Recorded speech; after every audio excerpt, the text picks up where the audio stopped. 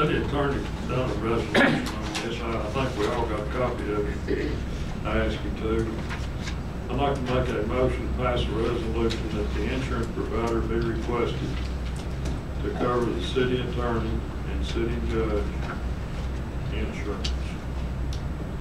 We won't know if that passed. We won't know if they will accept them until they come back to us.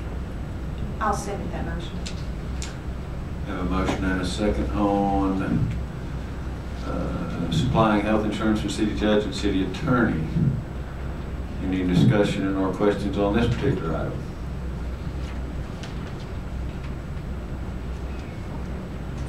I guess just for clarification, just to make sure I understand, currently you have to be working 30 hours per week to be on the insurance. We're making an exclusion.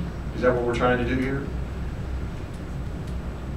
That's not up to us. That will be the insurance company's call on that. In other words, the motion is to apply for insurance for the two, whether or not Blue Cross Blue Shield of Tennessee will actually cover it or not is up to Blue Cross Blue Shield.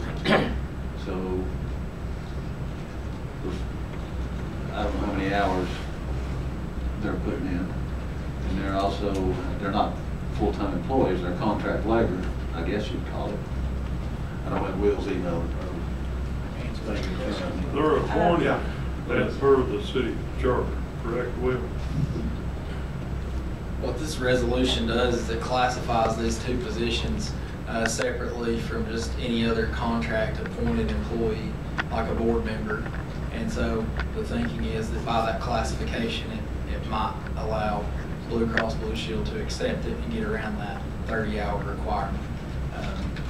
It's not a guarantee that it would happen, of course. My question is, you're appointed, as a matter of fact, we actually interviewed for the city attorney position. We appointed for the city attorney position. We appointed for the city judge position.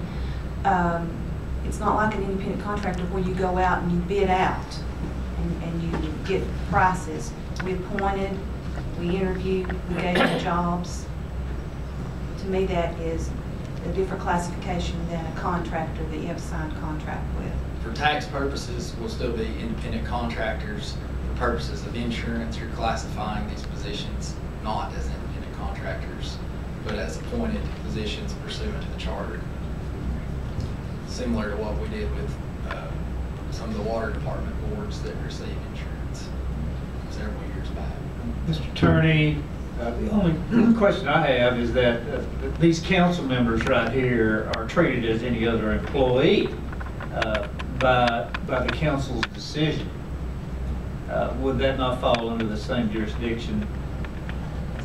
Again, with the council members, when the council received insurance, those positions were classified separately for insurance purposes, and this is basically the same thing. So, let me say, obviously, I have personal interest in this, and however you all decide to vote is certainly fine with me. I am not lobbying one way or the other for the vote on this. So.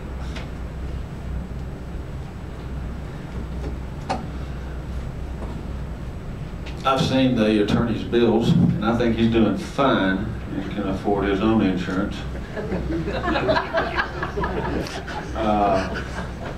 And I also know that there were several applicants for the judge job for the city of Crossville.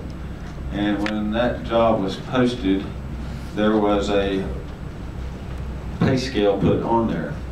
And I think we also passed tonight that pay,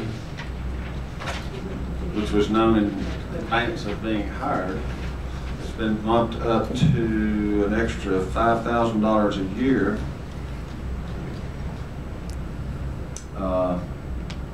for the judge, starting, I guess, now. Is that correct, Seth? Is it this meeting? With her appointment. Yeah. So I think the compensation is satisfactory, and I'm not supporting this added additional insurance expense. That's my 2 cents worth. Do we have a motion? Yes, you have a motion in a second. A motion and a second. Any other comments, questions? Roll call vote, please. Councilmember Murray? Aye. Councilmember Wyatt? Aye. Mayor Pro Tem Harris? Aye. Councilmember Shanks? Nay. Mayor Mayberry? No. Motion carries. We will be applying with Blue Cross Blue Shield on health insurance for the city judge and the city attorney.